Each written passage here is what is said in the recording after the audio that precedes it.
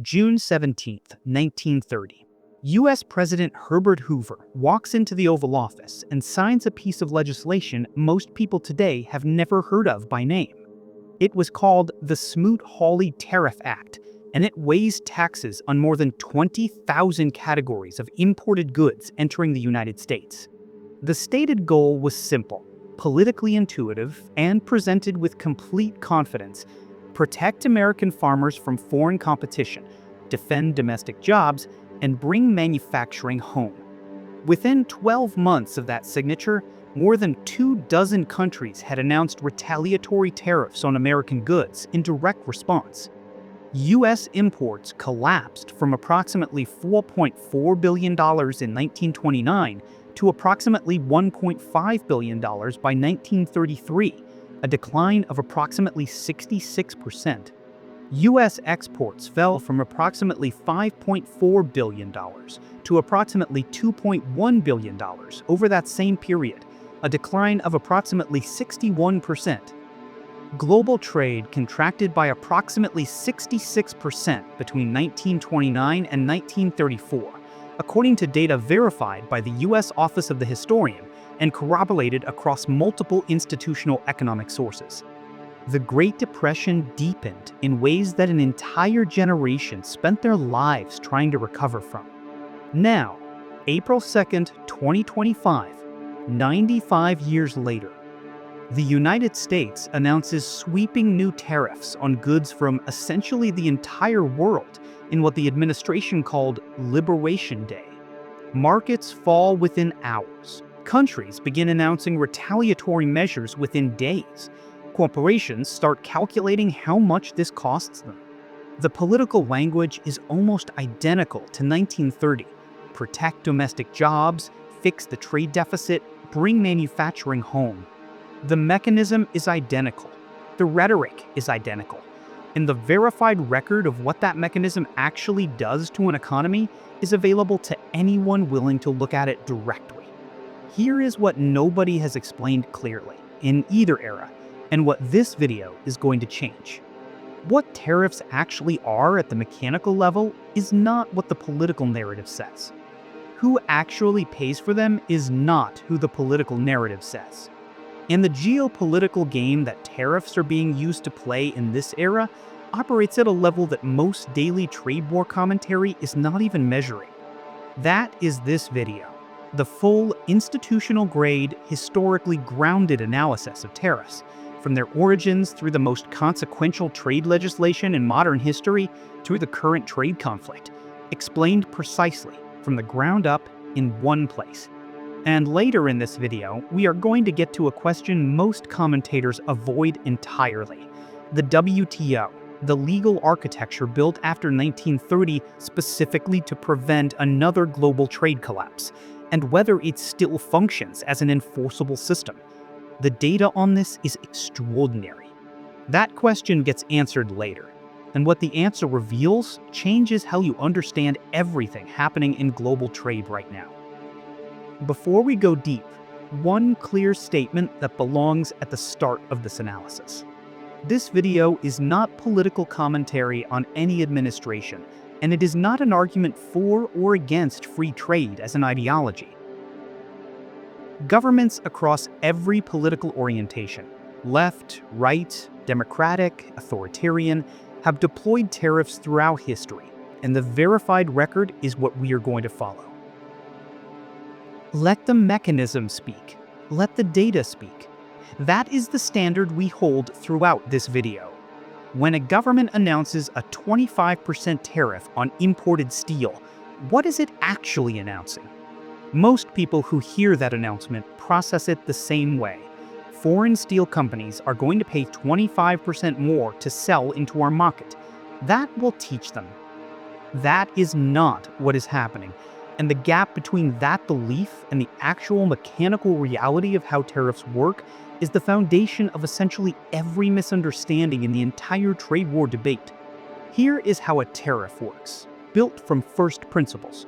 An American truck manufacturer needs steel to build vehicles. It places an order with a South Korean steel producer. That steel is produced in South Korea. shipped to an American port, and when it arrives, U.S. Customs and Border Protection collects a tax, the tariff, as a percentage of the cargo's declared value. That tax is paid by the American importing company, not by the South Korean steel producer. The South Korean company received payment when the order was placed and fulfilled. Their transaction is complete. They are already paid. The tariff is collected from the American business that chose to buy the foreign goods. That is how customs taxation works, mechanically, in every country that uses it. Now that American truck manufacturer has a decision to make, and this is where the economic story becomes genuinely interesting. Option 1. Absorb the tariff cost. Accept lower profit margins on every vehicle.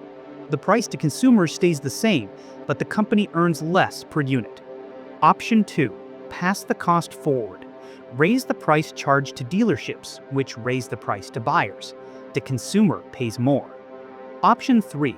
Evaluate the full range of available sourcing alternatives, domestic producers or suppliers in countries with lower or no tariff exposure, and determine which option is most cost-effective after factoring in tariff weights, switching costs, quality, lead times, and supply chain reliability. In practice, most companies use some combination of all three.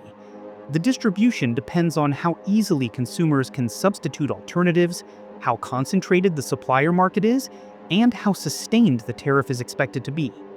The burden of a tariff imposed by the domestic government falls predominantly on domestic importers and domestic consumers, not on foreign exporters, in broad trade relationships between large, diversified economies where foreign exporters have access to alternative markets.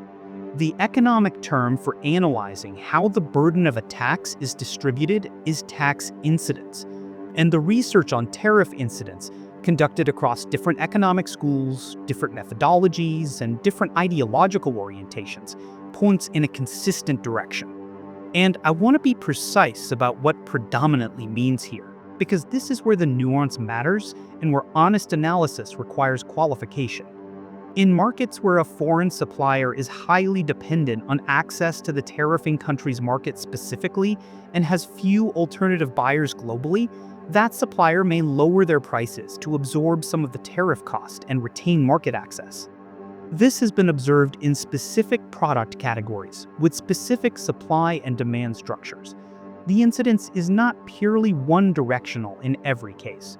But in broad trade relationships between large economies, where foreign exporters typically have access to multiple alternative markets, the research consistently shows that the majority of the tariff burden lands domestically.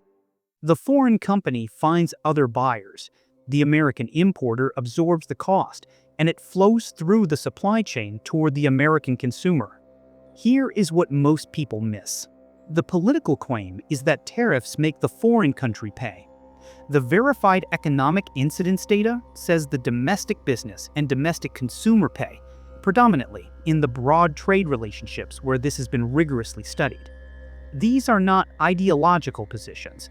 They are the documented mechanics of how a tax on imports flows through a supply chain. Now, let us put verified numbers on this, because the data from the companies themselves is extraordinary and removes any ambiguity. Procter & Gamble, the company behind Bounty paper towels, Pampers diapers, Tide detergent, Crest toothpaste, and Gillette razors, disclosed in its quarterly earnings report in July 2025 a $1 billion pre-tax tariff cost estimate for its fiscal year 2026. That figure is sourced from the company's own Q4 2025 earnings call transcript and corroborated by SEC disclosure filings, a Tier 1 regulatory source. A company that makes the everyday household products an American family buys every single week is projecting $1 billion in tariff-related costs in a single fiscal year. P&G's management stated explicitly in that earnings call that they would raise prices on affected product lines to offset a portion of those costs, which means the tariff, the one announced to make foreign exporters pay, landed in substantial part on the American family buying diapers and dish soap. That is not an interpretation. That is the company's own regulatory filing and earnings guidance. General Motors, in its fiscal year 2025 audited financial results, reported $3.1 billion in tariff expense, verified through CNBC and Yahoo Finance reporting on GM's published earnings. Ford Motor Company disclosed a net tariff-related headwind of approximately $2 billion for full year 2025, based on its SEC quarterly filings. The three largest American automakers, companies that employ hundreds of thousands of direct workers, collectively absorbed tariff burdens in the billions of dollars in a single year on the imported inputs required to build vehicles in American factories. Because modern automotive manufacturing is globally integrated at the component level, steel, aluminum, specialized electronics, rare earth magnets, a significant portion of what goes into an American vehicle crosses a border before becoming a truck or a car. The tariff on those inputs is paid by the American manufacturer, flows to the American dealer, and lands in the price the American buyer pays on the lot. And here is the part the political narrative consistently leaves out. Higher vehicle prices reduce purchase volumes. Reduced purchase volumes reduce factory output. Reduced factory output affects employment in the communities built around those factories. The cascade from tariff to corporate cost to consumer price to demand reduction to employment effects is not visible in a single data point. It plays out over quarters and years in ways that are difficult to trace back to the original policy decision, which is precisely why the political narrative can avoid acknowledging it. So the question becomes, if the burden falls predominantly on the domestic economy, why do governments keep reaching for tariffs? The answer to that question is not economic, it is political and geopolitical. And to understand it at the institutional level, you have to understand where tariffs came from, why they became embedded in every government's policy toolkit across 400 years, and what the pattern of their deployment actually reveals about how economic power operates. But first, let me show you one more dimension of the incidence economics that almost never gets addressed in mainstream coverage, because it matters for understanding who the policy actually affects most severely. The distributional impact of tariffs, the question of which income groups bear the largest share of the burden, is consistently on the record in the research literature. Tariffs on consumer goods fall more heavily on lower and middle-income households as a percentage of their income. The reason? These households spend a higher proportion of their income on goods rather than services, and goods are what tariffs affect directly. Higher-income households spend proportionally more on services, financial advice, healthcare, personal services, which are typically not subject to import tariffs. So, a tariff on clothing, food imports, household products, and electronics, the categories that dominate low and middle-income household spending, functions as a regressive tax in its incidence pattern, even though it is not presented or debated as tax policy in those terms. The verified economics of tariff incidence is clear on this point. The political debate about tariffs is almost never framed in these terms. That gap is worth understanding.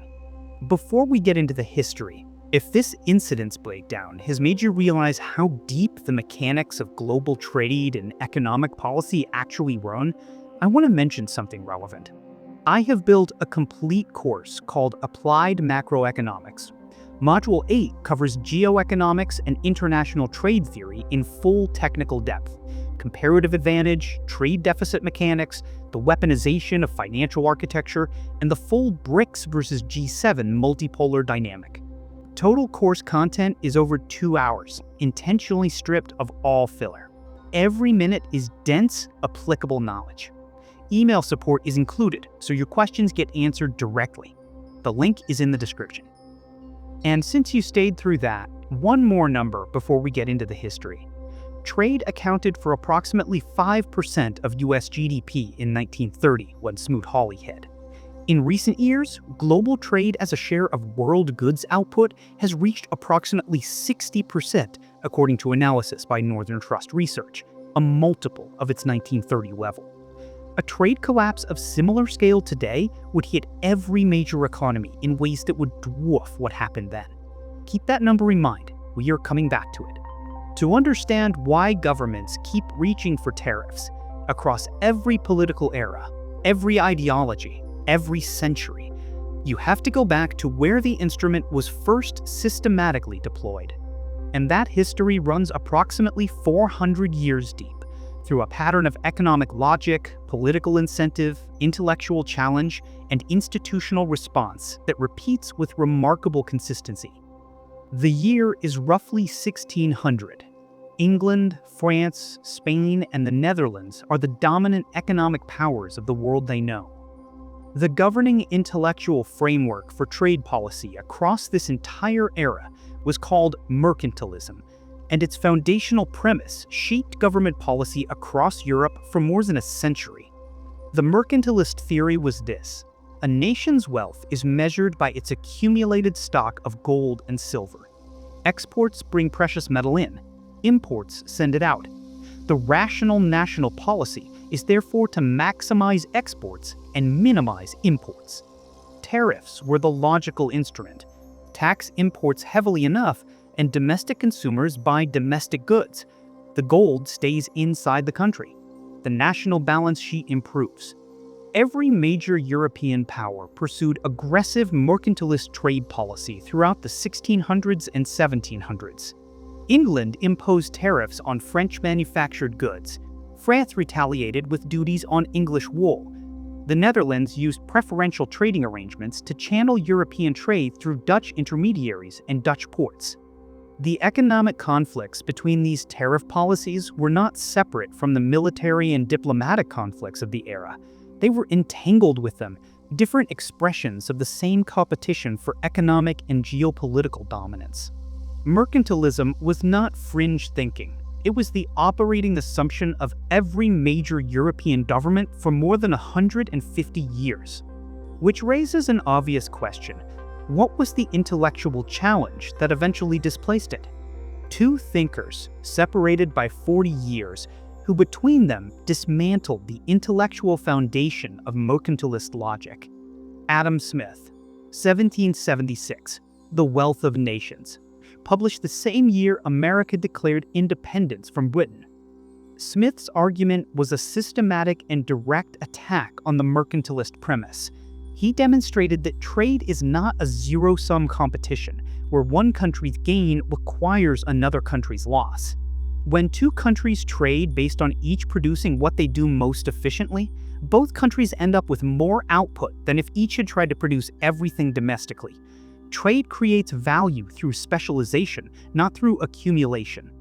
The mercantilist obsession with gold accumulation was, in Smith's analysis, a confusion of the medium of exchange with the thing it represents. Real wealth is productive capacity and the goods it generates, not the money used to facilitate transactions. David Ricardo followed in 1817 with Principles of Political Economy, formalizing Smith's insights into what remains one of the most powerful and counterintuitive principles in the entire economics discipline. Ricardo's comparative advantage principle. Even if one country is absolutely more efficient at producing everything than another country, both countries still benefit from specializing in trading. The logic: if country A is 10 times more efficient at making cars, but only 2 times more efficient at making wine compared to country B, country A should make cars, country B should make wine, and both should trade. Both countries end up with more cars and more wine than if each had tried to produce both domestically. This is counterintuitive enough that it is worth sitting with for a moment. The math is provable. The implication is that even the most productive economy benefits from trade, because opportunity costs differ across countries, and specialization along those differences creates gains for everyone. Smith and Ricardo together built the intellectual foundation of free trade theory, and within decades of their publications, that foundation was accepted by essentially the mainstream of academic economics. Here is what most histories of trade policy underweight, and here is where the pattern becomes genuinely instructive. Winning the intellectual argument and changing policy are entirely different things. Because every domestic industry that benefits from tariff protection has a concentrated, powerful economic interest in maintaining that protection, while the consumers who pay more because of that protection have a diffuse, individually small interest in opposing it. The political economy of trade protection is therefore systematically biased toward protection.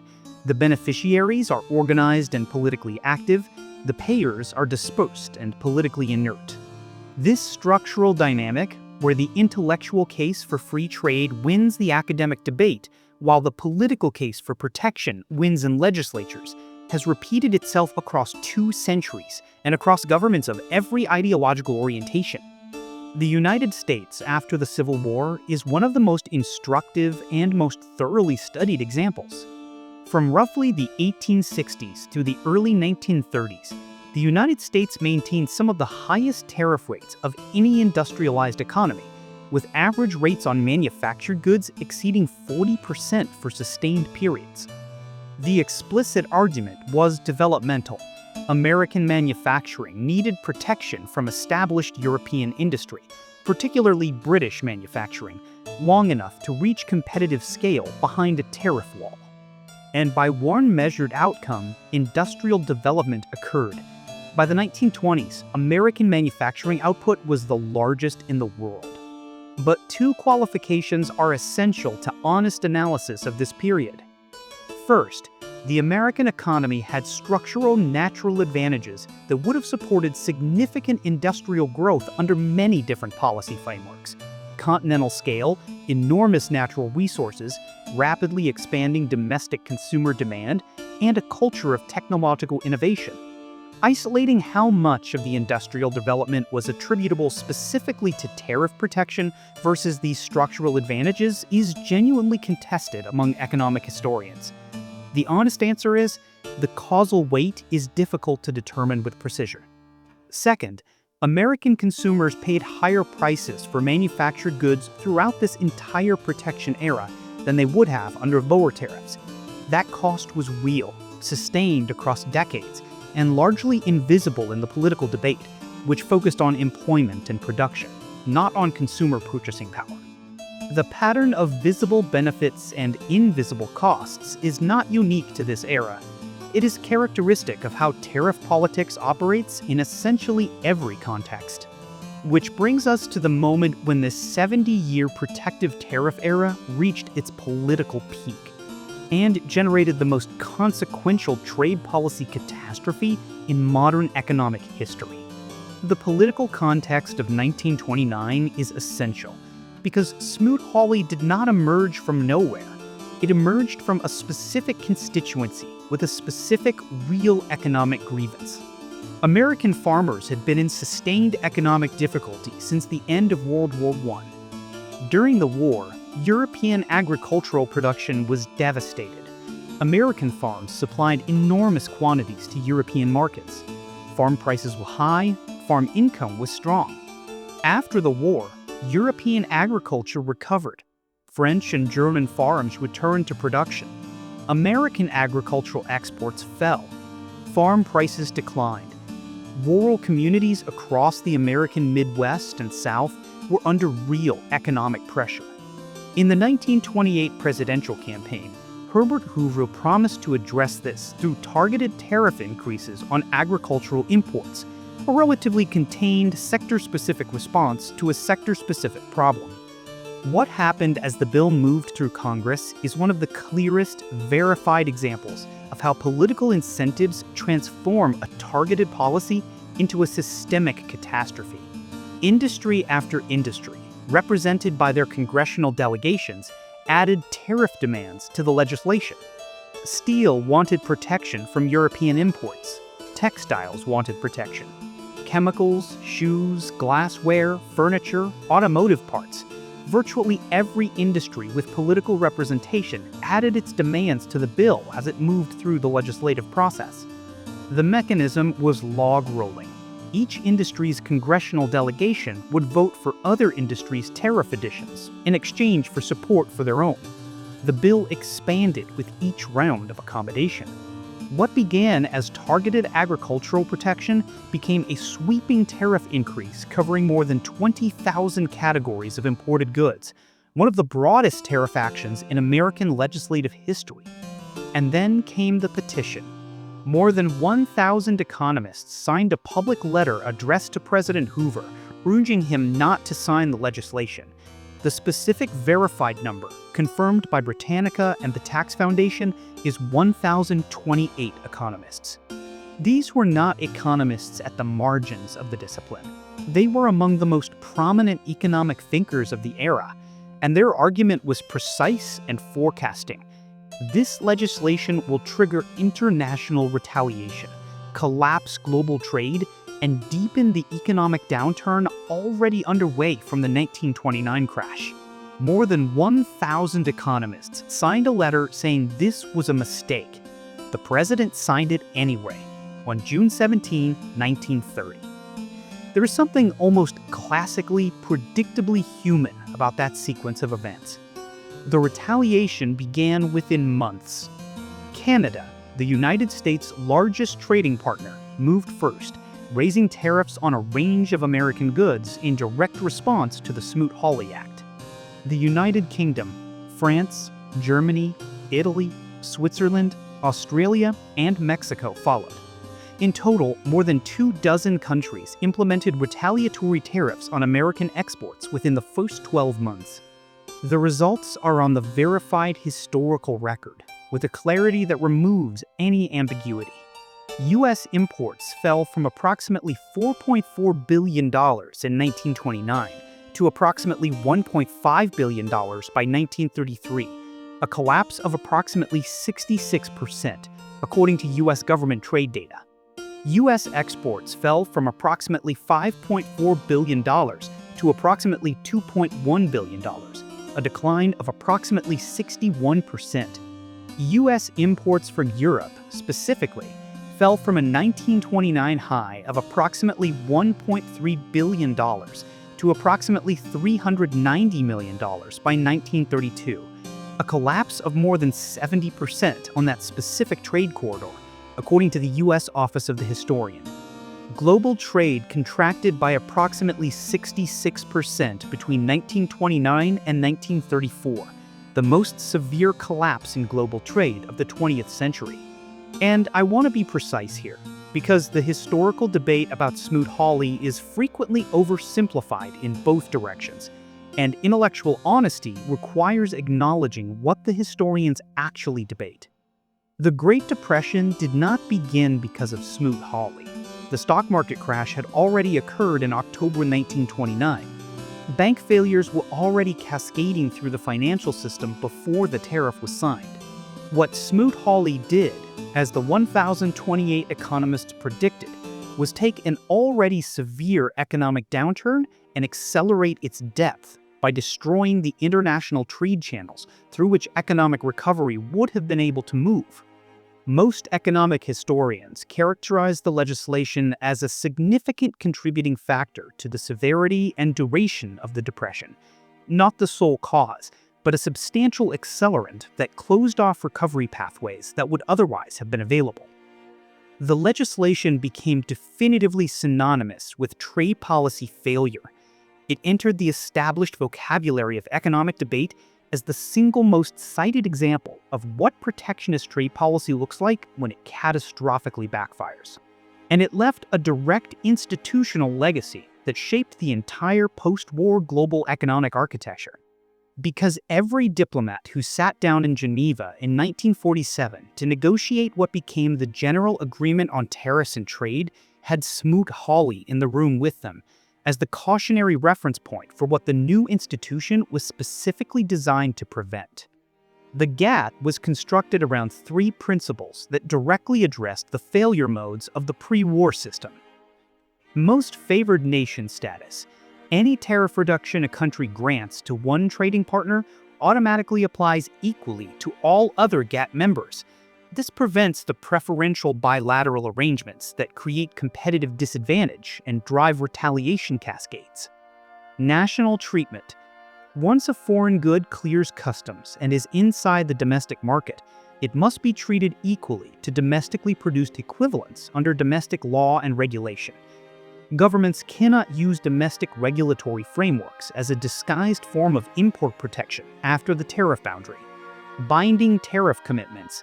Countries negotiate and publicly commit to maximum tariff rates. They cannot unilaterally raise tariffs above those committed levels without compensation to affected trading partners or formal dispute resolution proceedings. The GATT entered into force with 23 original member countries in 1947. Through successive rounds of multilateral negotiation, the Kennedy Round, the Tokyo Round, and ultimately the Uruguay Round, average tariff rates among participating developed economies fell from approximately 22% in 1947 to approximately 5% by the early 1990s. This is one of the most consequential structural shifts in global economic architecture of the 20th century, achieved almost entirely through diplomatic negotiation, without military action. In 1995, the World Trade Organization replaced the GATT as the governing institution for multilateral trade rules. The WTO added a formal, enforceable dispute resolution mechanism that the GATT lacked, a system of panels empowered to rule on trade disputes, and an appellate body to review those rulings, with the authority to authorize retaliatory measures against countries found violating their commitments. For approximately 20 years after 1995, this system functioned, imperfectly, as all institutional systems do, but substantively. Countries brought disputes, panels issued rulings, authorized retaliation created real enforcement incentives. The Bush steel tariff case of 2002, which we are building toward, is the clearest illustration of the WTO enforcement mechanism working exactly as designed. Keep that in mind. We are coming back to it. But before we get to the verdict on whether tariffs work, we need to understand the full picture of what they are actually being used to accomplish in the current era, because that picture is considerably more complex than the trade deficit scorecard that dominates the coverage. Here is where the conventional analysis of trade wars fails, and where my view diverges from most of what the mainstream commentary offers. The narrative around the 2025-2026 tariff regime was primarily economic in framing: bilateral trade deficits, consumer price effects, manufacturing employment, GDP projections. Those dimensions are real. The Procter & Gamble data is real. The GM and Ford earnings data is real. The Incidence research is real. But evaluating this trade conflict exclusively through an economic lens means you are measuring the wrong set of instruments for understanding what is actually being pursued.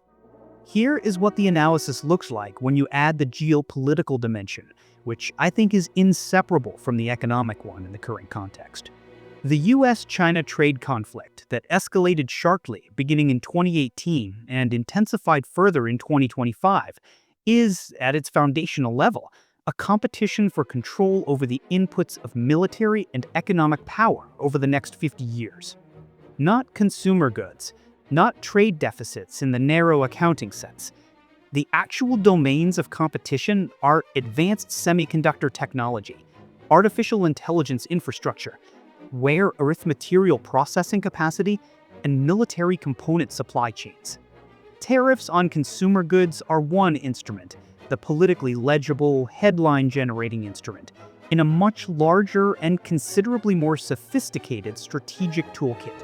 To understand why governments tolerate the verified economic costs of tariffs, you have to understand what they are actually trying to accomplish at the geopolitical level. Let us start with semiconductors, because this is where the strategic architecture is most clearly established in the public record. In October 2022, the United States implemented the most comprehensive semiconductor export controls deployed in decades, restricting the export of advanced chips and chip manufacturing equipment to China. The controls targeted chips above a defined computational threshold and restricted their sale to Chinese companies and entities linked to the Chinese government. These were not tariffs. They were outright export prohibitions on specific categories of technology, a foreign policy instrument deployed simultaneously with trade policy. The stated rationale from the US Commerce Department: preventing China from acquiring the semiconductor technology required to develop advanced artificial intelligence and advanced military systems. 1 month earlier, in August 2022, the CHIPS and Science Act had been signed into law, committing $52.7 billion in federal subsidies to rebuild domestic American semiconductor manufacturing capacity. Read that as strategy rather than as economics for a moment. Step 1. Restrict the adversary's access to frontier semiconductor technology through export controls. Step 2. Simultaneously subsidize your own domestic production of that same technology at scale.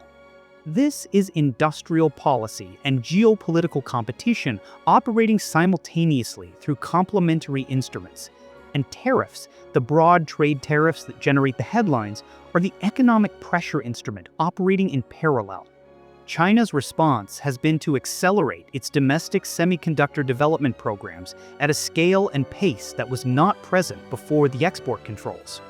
SMIC, the Semiconductor Manufacturing International Corporation, China's largest chip manufacturer, has made advances in its production capabilities that have been independently verified.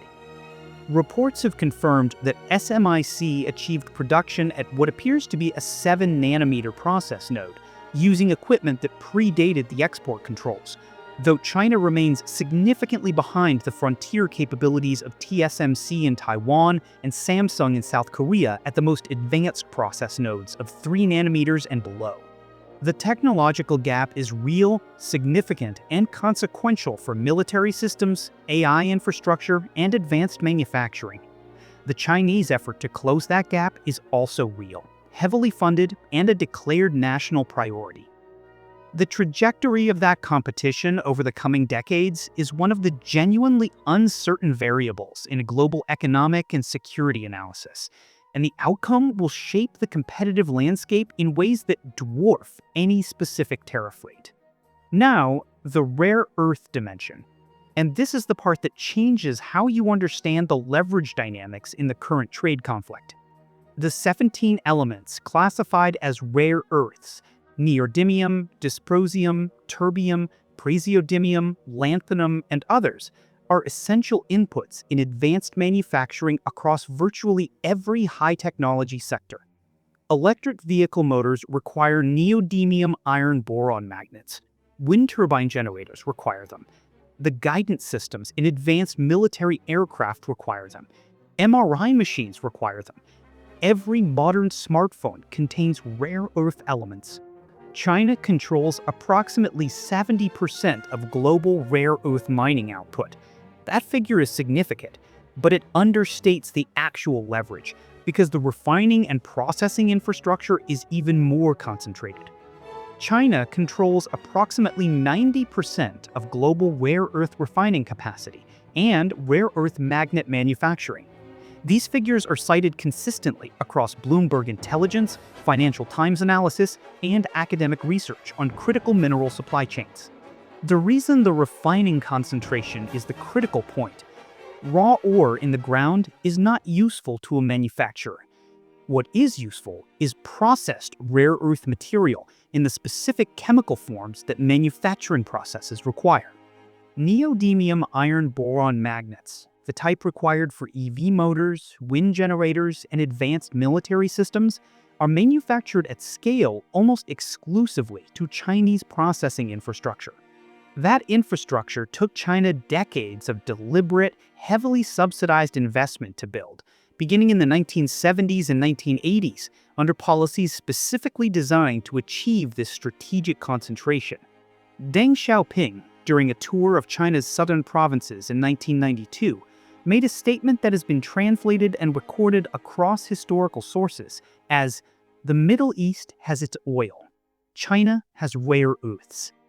That was not a metaphor. It was a strategic declaration. In April 2025, China imposed export restrictions on 7 categories of critical rare earth elements, a direct, verified retaliatory response to the escalation of US tariffs. The effect was immediate. Japanese manufacturers, German automotive suppliers, South Korean electronics companies, and American defense contractors that depend on rare earth materials began reporting supply concerns within weeks. And this is the foundational reality of the leverage architecture in the current trade conflict.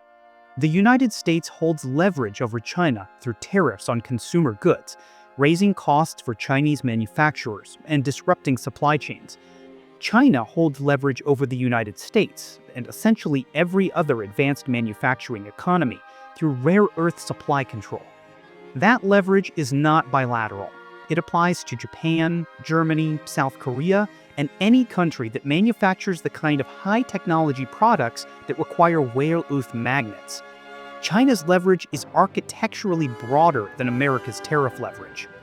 The strategic term for this dynamic is weaponized interdependence, the deliberate use of economic dependencies as instruments of geopolitical pressure.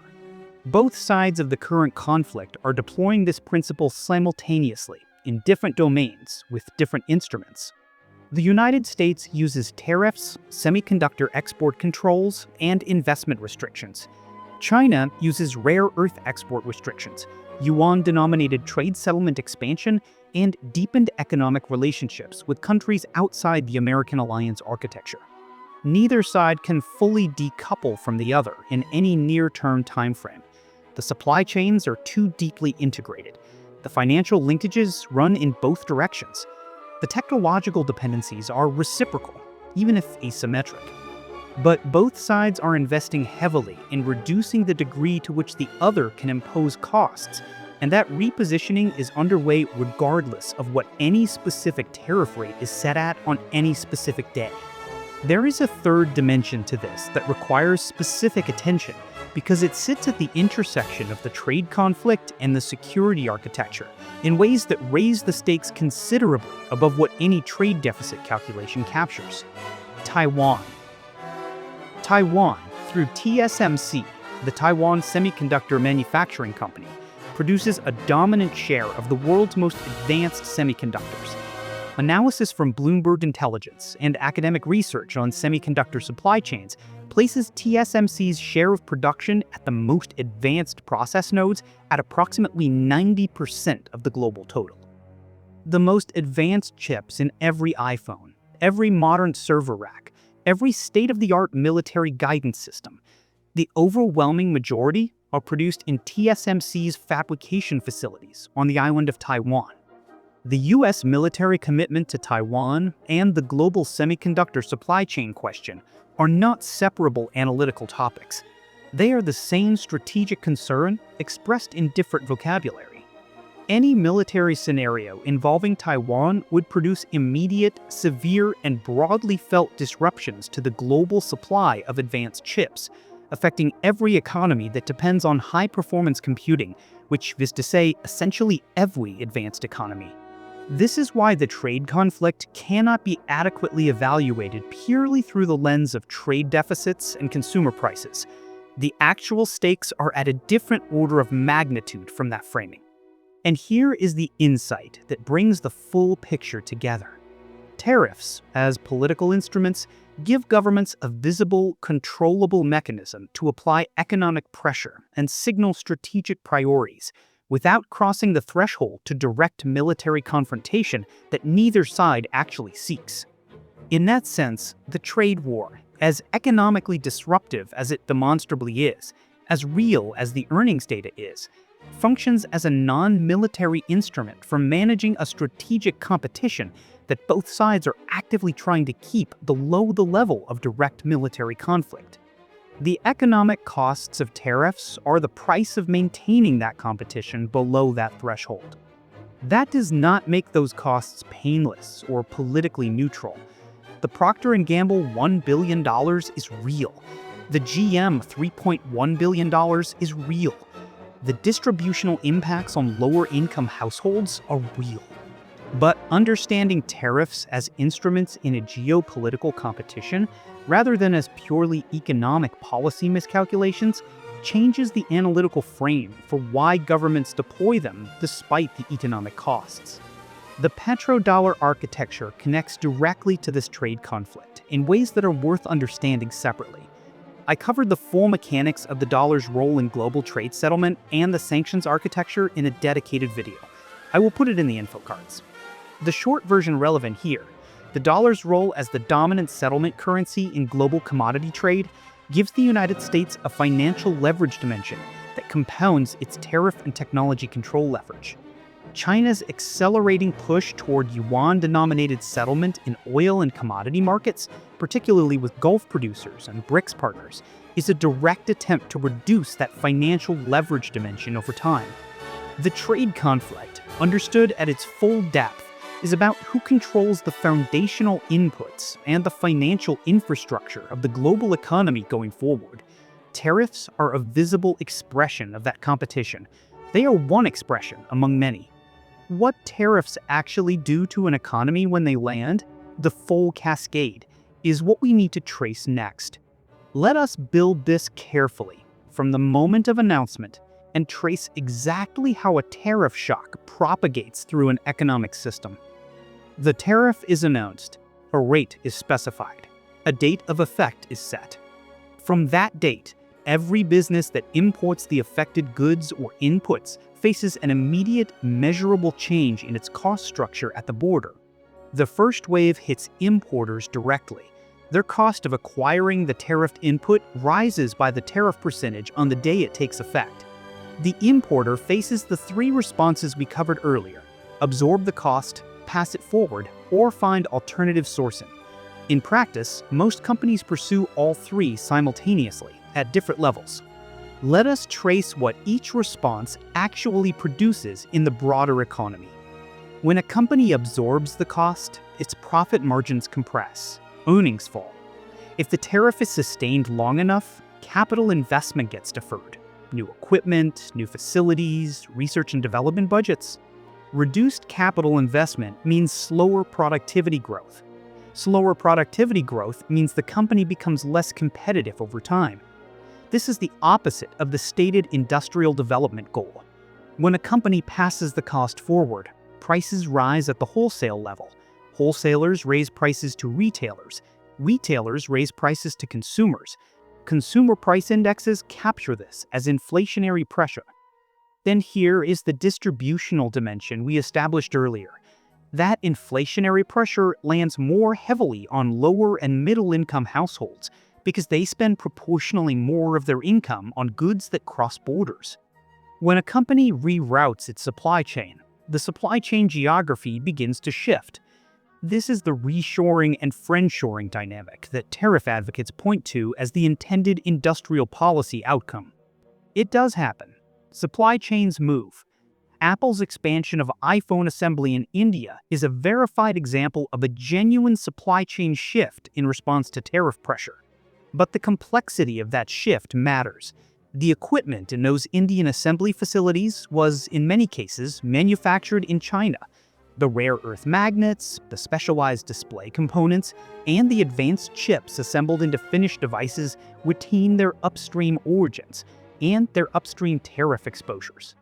Moving final assembly to India does not create a tariff-free product.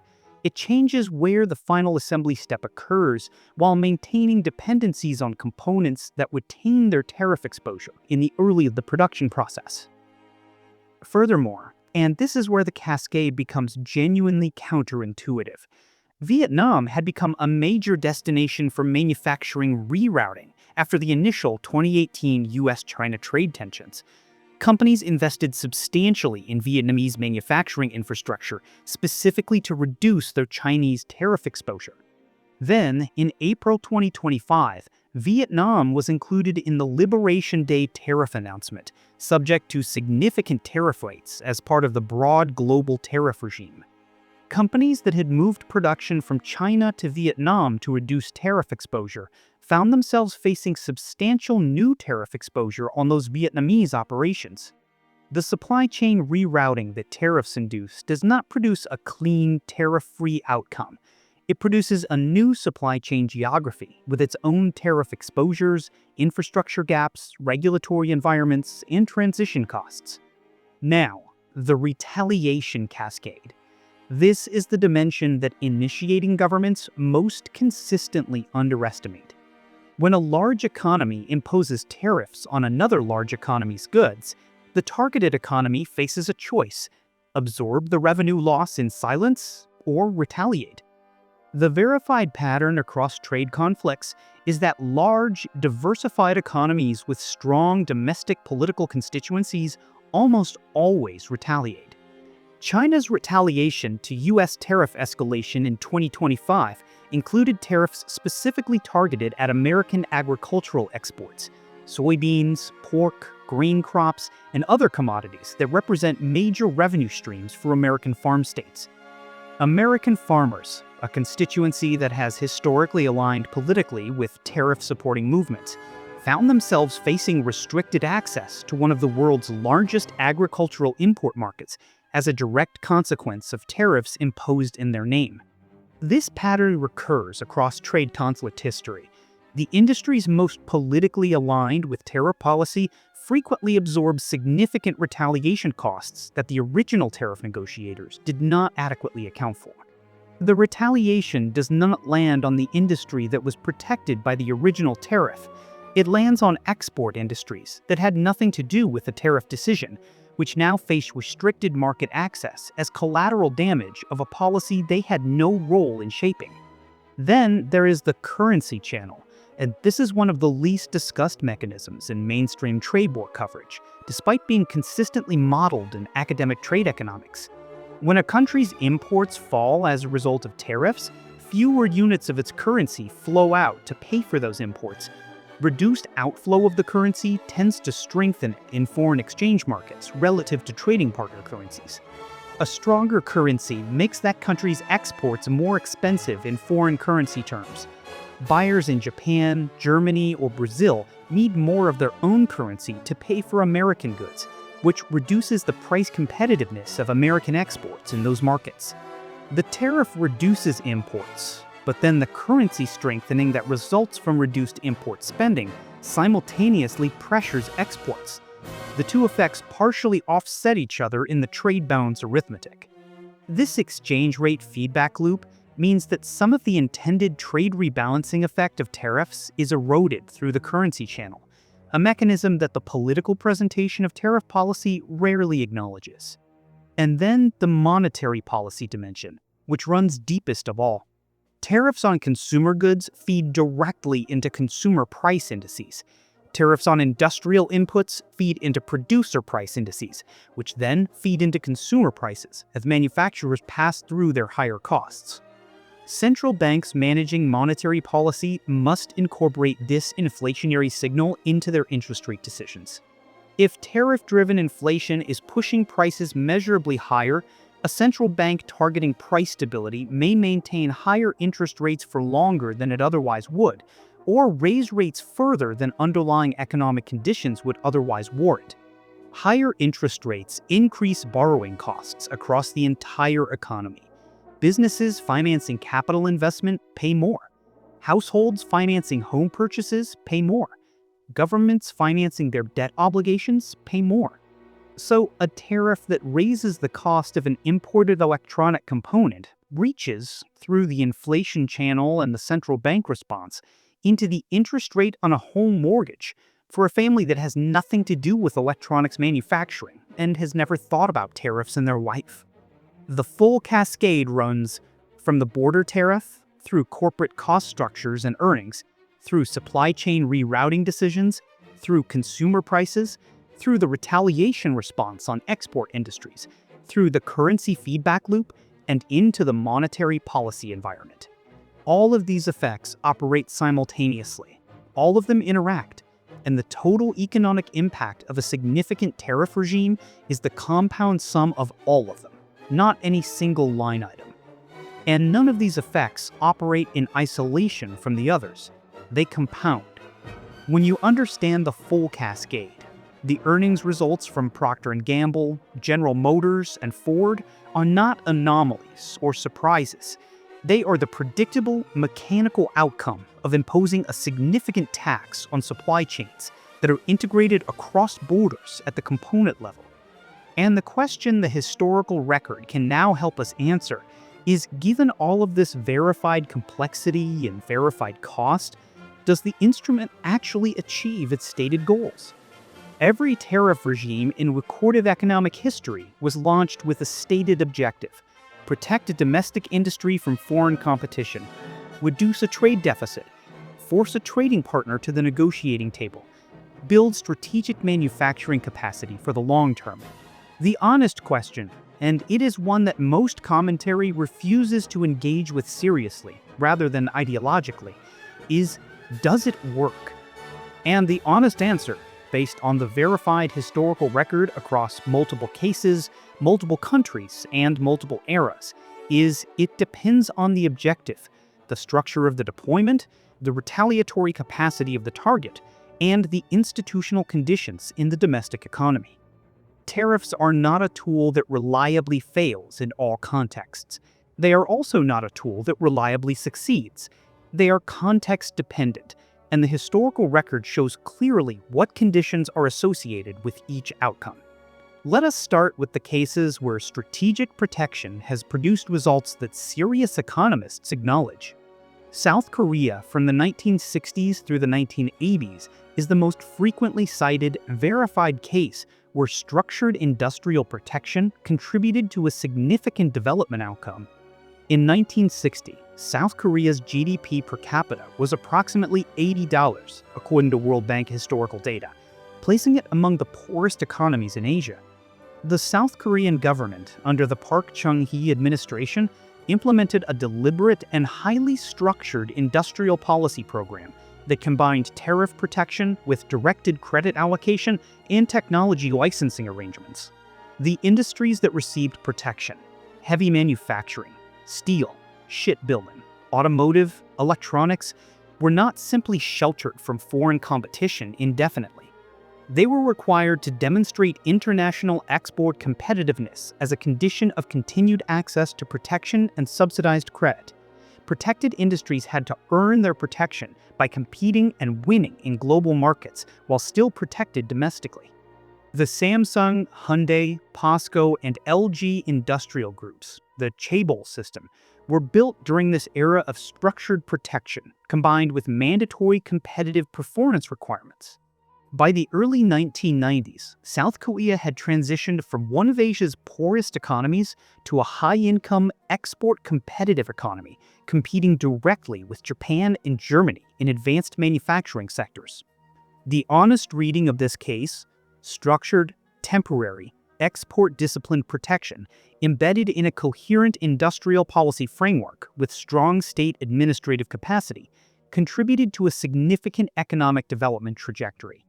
The conditions that appear to matter: a clear developmental timeline rather than indefinite protection, mandatory export performance requirements that prevented protected industries from simply resting behind the tariff wall, strong government capacity to implement the policy coherently, and a disciplined savings and human capital investment environment that provided the capital base for industrial development. Post-war Japan, under MITI, the Ministry of International Trade and Industry, presents a similar developmental arc for automotive and electronics industries through the 1950s and 60s. Both cases involved tariff protection as one instrument in a much broader, highly disciplined industrial policy framework. In neither case did tariff protection operate alone or in isolation from export discipline. These cases are real, the outcomes are on the record, and they inform the honest assessment: strategic, temporary, export-disciplined protection can work under specific conditions. The conditions are demanding and specific. They are not present in most contexts where broad-based tariff regimes are politically deployed. Now, the cases where stated goals were not achieved. Smoot-Hawley, 1930, we have covered in depth. The global trade collapse and the deepening of the Great Depression are on the established historical record.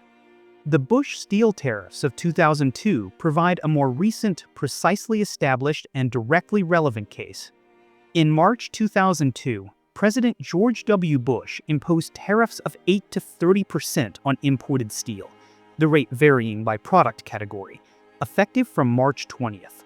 The stated goal: protect American steel producers from a surge in low-cost imports, threatening the viability of domestic steel manufacturing, and preserve employment in steel-producing communities. The cascading economic consequence that unfolded was almost a direct illustration of the cascade analysis we built in the previous section. Steel-consuming industries, automotive manufacturers, construction companies, appliance makers, industrial equipment producers, faced immediately higher input costs. They compressed margins, raised prices, and reduced production in response. Research by the Consuming Industries Trade Action Coalition, an industry body representing manufacturers that use steel as a production input, found that approximately 200,000 workers in U.S. manufacturing lost jobs as a result of the higher steel prices generated by the tariffs.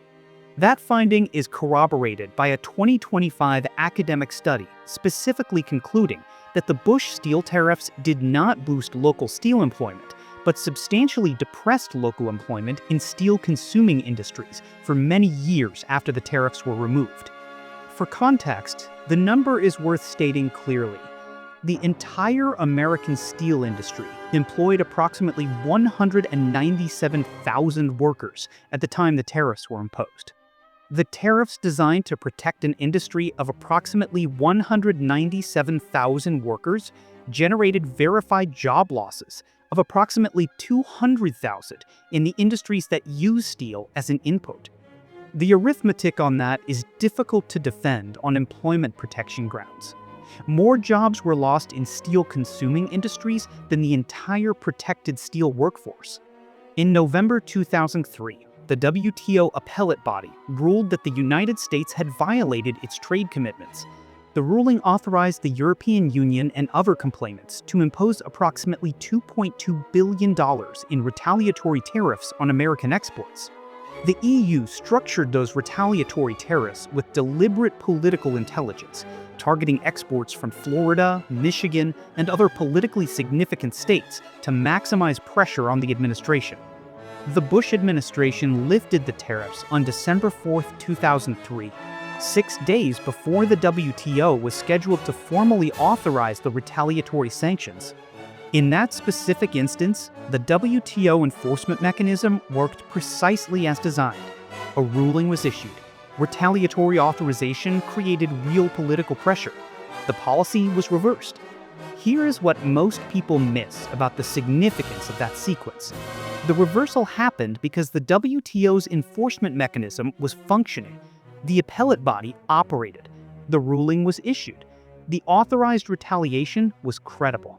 What that mechanism looks like today is the question we have been building toward. The WTO appellate body, the 7-member tribunal that functions as the highest court for international trade disputes, lost its quorum on December 11, 2019.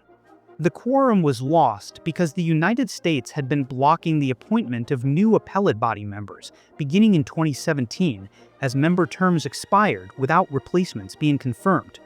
This was not accidental.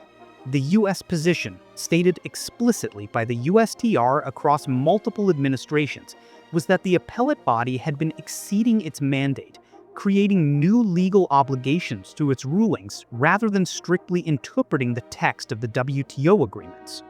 The practical effect of the quorum loss: since December 11, 2019, any WTO member that loses a trade dispute panel ruling can file an appeal to the non-functional appellate body, and that appeal goes into what trade lawyers and WTO specialists have literally called the void. The panel ruling cannot be adopted. No retaliation can be authorized. The dispute remains in legal limbo indefinitely, with no binding resolution available. The 2003 scenario, where an appellate body ruling and the threat of $2.2 billion in retaliatory sanctions reversed the Bush steel tariffs, cannot unfold in the same way in the institutional environment that has existed since December 2019. Some WTO members, led by the European Union, created an interim appeal arbitration arrangement as a workaround. Approximately 53 WTO members eventually joined this arrangement. But the United States, the world's largest economy and historically the most active user of the WTO dispute settlement system, has not participated in that arrangement. This means that in trade disputes involving the United States, the enforcement architecture that reversed the Bush steel tariffs operates under severe institutional constraints. The Biden administration maintained the approach to blocking appellate body appointments, tying the issue to broader WTO reform negotiations that have not produced consensus. Whether this represents a temporary institutional impasse that will eventually be resolved, or whether it marks the effective end of the enforceable rules-based multilateral trade architecture as the post-war architects designed it, is a question where serious trade law scholars and economists hold genuinely different positions. The honest position is, the institution is significantly constrained. Its path back to full functionality requires consensus among 164 member countries, including the United States and China, and anyone claiming to know with confidence how that resolves, in either direction, is claiming more certainty than the evidence supports.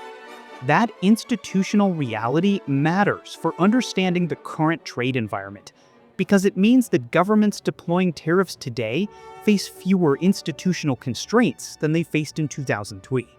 Trade conflicts that might previously have been resolved through WTO dispute settlement and authorized retaliation may instead be resolved through escalation, bilateral negotiation under duress, or geopolitical leverage, rather than through rule-based adjudication. The system built after 1947, specifically to prevent the retaliation cascade of the 1930s from repeating, is, based on the most recent verified information on its institutional status, severely constrained in its ability to perform that function. That is the genuinely uncertain dimension. The one where intellectual honesty requires acknowledging that we do not yet know the outcome, and that the outcome matters enormously for how the global trading system functions going forward. And one more connection worth making before we close. The tariff-driven inflationary pressure we covered in the Cascade analysis connects directly to how it affects household purchasing power and real wealth, a dynamic I covered in full in the currency devaluation video. The info card for that is active right now if you want the complete framework for how these two forces interact. Let us bring this to a complete close. A tariff is a tax, collected by the domestic government, paid by the domestic importer, absorbed in substantial part by domestic businesses and domestic consumers, with the exact distribution determined by the price elasticity of the goods involved and the competitive alternatives available. That is the mechanical reality of how a tax on imports functions, established consistently across the tariff incidence research and visible in the audited financial results of the companies that have reported it. At the same time, tariffs are a geopolitical instrument, deployed by governments to apply economic pressure, extract negotiating concessions, signal strategic priorities, and compete for control over the inputs of future economic and military power. That is the political reality, and it is why governments across every ideological orientation have reached for tariffs repeatedly, despite the economic costs, because the costs land on domestic businesses and consumers, while the geopolitical leverage accrues to the government deploying the instrument. The historical record over 400 years makes this pattern observable and instructive. Mercantilism in the 1600s, American industrial protection through the 1800s and early 1900s, the Smoot-Hawley catastrophe of 1930, the GATT and WTO architecture built specifically to prevent its recurrence, the Bush steel tariffs of 2002 and their reversal under WTO enforcement, the trade conflict that escalated from 2025 and its ongoing economic consequences. Different eras, different political systems, almost identical mechanism, and a consistent pattern of costs that are systematically underestimated at the point of deployment and comprehensively established in retrospect. The data on who pays is not ambiguous.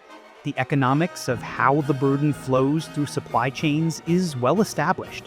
The historical record of what broad-based tariffs on large, diversified, retaliatory-capable economies typically produce is available to anyone willing to look at it directly.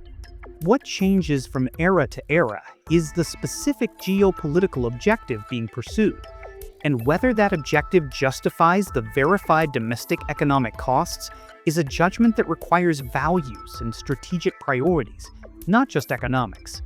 That is the honest line between what analysis can illuminate and what political choices ultimately require. Here is the synthesis that most analysis does not reach. The game being played in the current trade conflict is considerably larger than the trade deficit scorecard that dominates the public narrative. The competition over semiconductor supply chains, rare earth processing infrastructure, artificial intelligence compute, and military technology inputs will shape the global economic and security architecture for decades. Tariffs are the visible, politically legible instrument in that competition, but they are one instrument among many, operating alongside export controls, industrial policy, financial architecture, and security commitments. Understanding that full picture, not the simplified headline, but the institutional mechanics from the ground up, is the difference between watching a scoreboard and understanding the game that is actually being played. If this video gave you a foundation for thinking seriously about how trade policy and geopolitical competition interact at the institutional level, and if you want to go significantly deeper into the full monetary and trade architecture, the Applied Macroeconomics course covers all of it, with the technical depth and rigor that a single video can only introduce.